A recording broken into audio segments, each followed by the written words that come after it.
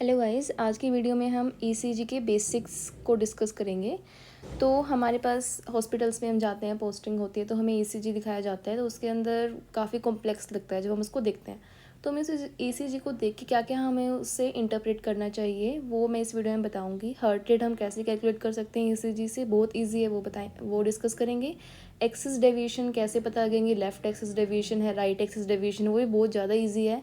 Simple trick से मैं आपको बता दूंगी, वो हम डिस्कस करेंगे। पी वेव्स, सभी वेव्स को डिस्कस करके कब वो बढ़ जाती हैं, कम हो जाती हैं, पीआर इंटरवल्स, ये सब हम इस वीडियो में डिस्कस करने वाले हैं। ठीक है, तो स्टार्ट करते हैं। सबसे पहले हमें ईसीजी, एक ऐसा सा हमारे पास ईसीजी होता है, इसमें लीड्स होते हैं 1 2 3, then AVR AVL AVF, then V1 to V6 तक हमारी लीड होती है। एक नीचे लीड होती है, लीड नंबर 2। ओके, तो हमारे पास यहाँ पे आपको दिख रहे होंगे स्क्वायर्स। ये वाला स्क्वायर क्या है, ये एक बिग स्क्वायर है, इसके अंदर हमारे पास ऐसे 25 स्मॉल स्क्वायर होते हैं। ओके, तो हम इनकी डायमेंशन, सबसे पहले हमारे लिए इनकी डायमेंशन समझनी बहुत ज़रूरी है। तो जो ये बिग स्क्वायर है, इसकी जो ये विड्थ होती है होता है 5 mm का। ठीक है, तो इसके अंदर जो हर स्मॉल स्क्वायर होगा वो कितने का होगा, 1 mm ईच। ओके, तो हर स्मॉल स्क्वायर की विड्थ होती है 1 mm और हर स्मॉल स्क्वायर बताता है ड्यूरेशन ऑफ 40 मिलीसेकेंड। ये हमें याद करना पड़ेगा। इस डायग्राम में देखते हैं, ये हमारा ईसीजी है। ओके, तो ये एक बिग स्क्वायर है, इसकी यहाँ पे इन्होंने बताई हुई है 5 mm इसकी विड्थ होती है पूरे बड़े स्क्वायर की, लार्ज स्क्वायर की। उसके अंदर हमारे 25 स्मॉल स्क्वायर होते हैं। तो यहाँ पे पूरा 5 mm है, तो एक का कितना होगा, 1 mm हो जाएगा, क्योंकि 5 स्मॉल स्क्वायर हैं। उसके बाद हर स्मॉल स्क्वायर हमें 40 मिलीसेकेंड्स की ड्यूरेशन के बारे में बताता है, एंड फिर 5 कितने बताएंगे, 200 मिलीसेकेंड्स का बताएंगे। ठीक है, तो ड्यूरेशन ऑफ स्मॉल स्क्वायर हमें पता होना चाहिए 40 मिलीसेकेंड होता है। उसके बाद हम हर वेव को देखते हैं। सबसे पहले हमारे पास ईसीजी में क्या क्या दिखता है, एक पी वेव होती है। ठीक है, फिर QRS कॉम्प्लेक्स होता है, ये QRS है। देन हमारे पास एक टी वेव होती है। कई बार मतलब नॉर्मल फाइंडिंग भी है, एक यू वेव भी होती है यहाँ पे, जो नॉर्मल फाइंडिंग है ईसीजी के अंदर, बट वो ज़्यादा प्रोमिनेंट हो जाती है हाइपोकैलेमिया के अंदर। ओके, तो पी वेव की ड्यूरेशन हमें पता होनी चाहिए। अब यहाँ पे पी वेव जनरली इसकी ड्यूरेशन होती है लेस देन 120 मिलीसेकेंड। अब लेस देन 120 मिलीसेकेंड का मतलब कितना होगा, 3 स्मॉल स्क्वायर, क्योंकि हर स्मॉल स्क्वायर कितना होता है, 40 मिलीसेकेंड्स। तो लेस यहाँ पे दिख भी रहा है 1 2 3 3 स्मॉल स्क्वायर, 14 to 3 120 मिलीसेकेंड्स इसकी ड्यूरेशन होनी चाहिए। और इसकी हाइट कितनी होनी चाहिए, लेस देन 2.5 mm। मतलब कि हर स्मॉल स्क्वायर 1 mm का होता है, तो लेस देन 2.5 mm इसकी हाइट होनी चाहिए लिम लीड्स के अंदर, और less than 1.5 mm chest lead के अंदर।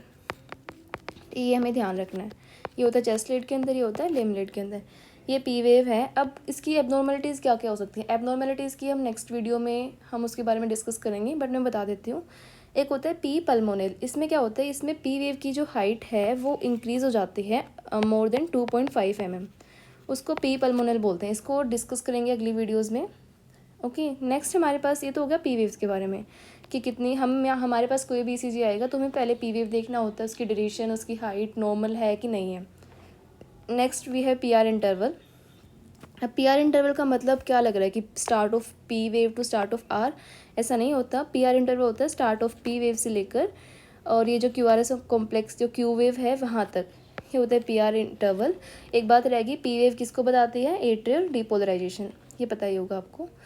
नेक्स्ट पी वेव में ये किस चीज़ को इंडिकेट करती है, ये इंडिकेट करती है AV नोडल कंडक्शन, क्योंकि हमारी इम्पल्स SA नोड से स्टार्ट होती है, AV नोड से होती है, फिर उसके बाद वेंट्रिकल्स में जाती है ना। फिर जैसे WPW सिंड्रोम हो गया, उसके अंदर क्या होता है कि AV नोड वाले पाथवे को वो बाईपास करके डायरेक्टली वेंट्रिकल्स में आ जाता है। ये सारी एबनॉर्मलिटीज़ हम आगे डिस्कस करेंगे। ठीक है, तो ये पीआर इंटरवल हमें बताता है AV नोडल कंडक्शन के बारे में। ओके, और इसका ड्यूरेशन कितना होना चाहिए, इसका होता है 120 to 200 मिलीसेकेंड्स। इसका मतलब क्या हुआ, 3 to 5 स्मॉल स्क्वायर्स के बीच में होना चाहिए। इस वाले में देखते हैं, यहाँ से पी वेव स्टार्ट हो रही है, क्यू वेव है, तो 1 2 3 4 5, हाँ बिल्कुल ठीक है, 3 to 5 स्मॉल स्क्वायर्स इसका नॉर्मल ड्यूरेशन होता है। अब जो पीआर इंटरवल है that is inversely related to heart rate. ठीक है, क्यों जिसका हार्ट रेट ज़्यादा है, यानी कि टैकीकार्डिया में अगर हार्ट रेट ज़्यादा है तो पीआर इंटरवल अपना कम होगा। ओके, ये एक बात हमें पता होनी चाहिए। उसके बाद हमारे पास आएगा क्यू वेव। क्यू वेव क्या इंडिकेट करती है, सेप्टल एक्टिवेशन, जो सेप्टा होता है इंटरवेंट्रिकुलर सेप्टा वगैरह, उसकी एक्टिवेशन को बताती है।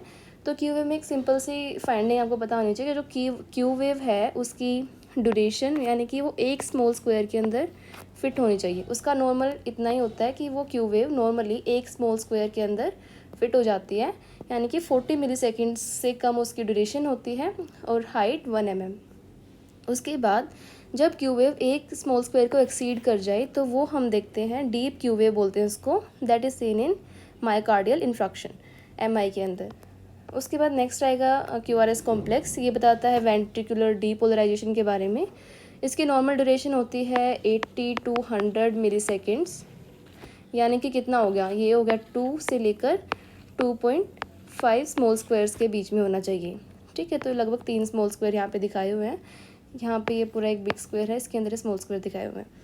ठीक है, नेक्स्ट आएगा हमारे पास ST सेगमेंट होती है। एक होता है इंटरवल, एक होता है सेगमेंट। सेगमेंट कब बोलेंगे, जब स्टार्ट एंड ऑफ किसी वेव के एंड से लेकर दूसरी वेव के स्टार्ट तक की बात हो रही हो, जिसके अंदर हमारा कोई ऐसे वेव ना आए, एक सिंपल लाइन, उसको बोलते हैं ST सेगमेंट।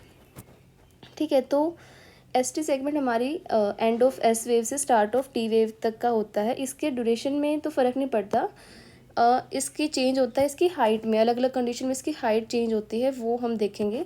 अब यहाँ पे एक पॉइंट होता है J पॉइंट, इसको बोलते हैं आइसोइलेक्ट्रिक पॉइंट।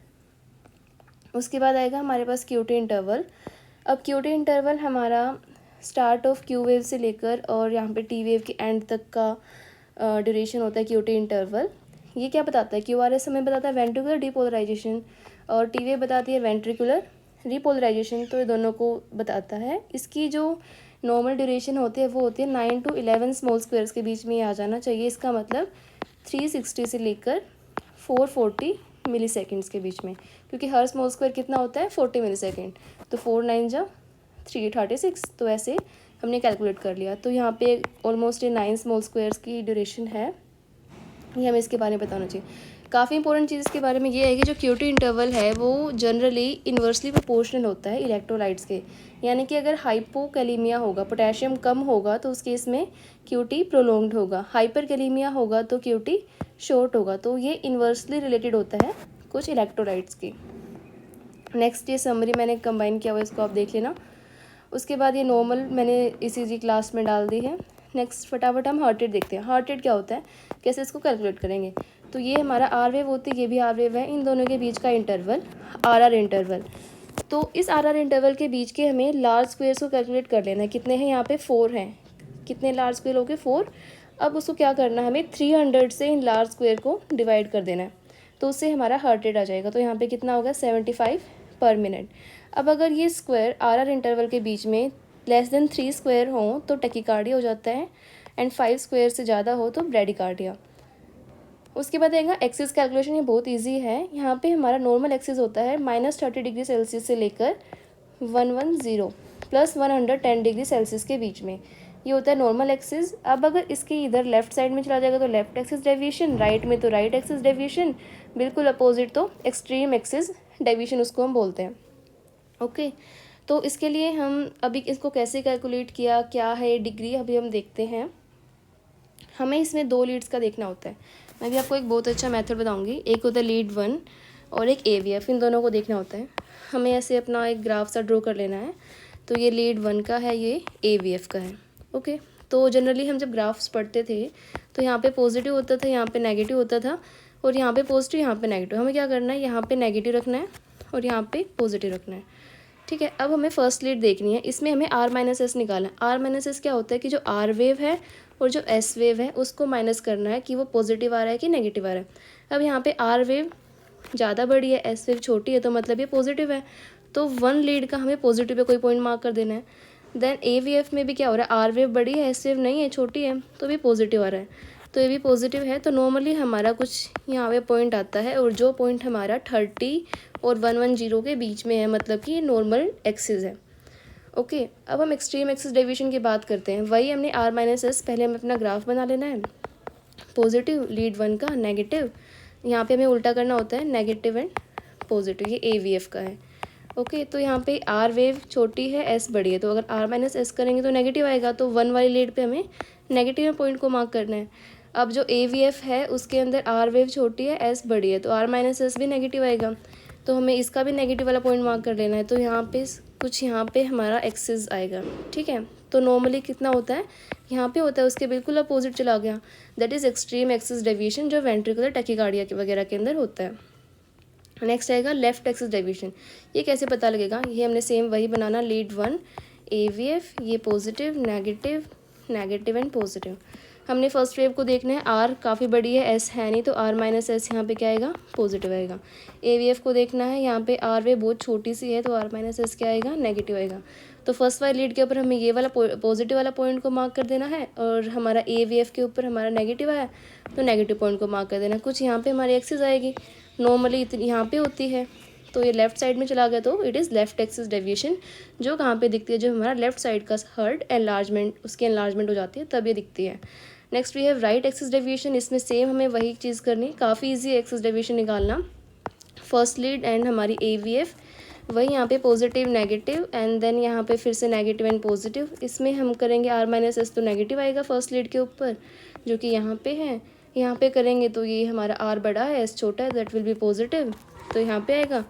तो हमारा ये वेक्टर इधर की तरफ आएगा। सो ये नॉर्मल यहाँ पे होता है अपना -30 से लेकर +110 तक, तो it is right axis deviation. ये मैंने यहाँ पे टेबल की फॉर्म में इसको बताया हुआ है, नॉर्मल एक्सिस, फिर पॉसिबल लेफ्ट एक्सिस डेविएशन। जब ये वाले ग्राफ से देख लेना कि ये नॉर्मल एक्सिस डेविएशन है, देन इधर की तरफ माइनस, इधर की तरफ प्लस वाले एंगल चल रहे हैं, तो यहाँ पे होगा तो लेफ्ट एक्सिस डेविएशन है, इधर होगा तो राइट एक्सिस डेविएशन है, और एक्सट्रीम में बिल्कुल इसके अपोजिट हो जाते हैं। So this is all about ECG का बेसिक्स, जो आपको पता होना चाहिए। किसी भी क्लिनिकल पोस्टिंग में आप जाते हो मेडिसिन में, तो आपको एटलीस्ट इतना तो पता होना चाहिए। अब फर्दर इसके आगे आते हैं इनकी एब्नॉर्मेलिटीज़ की, PR इंटरवल बढ़ जाएगा, क्या हो जाएगा, ठीक है। वेव्स की एब्नॉर्मेलिटीज़, कुछ सिम्टम्स होते हैं उनके बारे में जो काफ़ी इंपॉर्टेंट हैं और काफ़ी कॉमन भी हैं, तो वो हम नेक्स्ट वीडियोज़ में डिस्कस करेंगे, ठीक है। तो till then subscribe to my channel and thank you.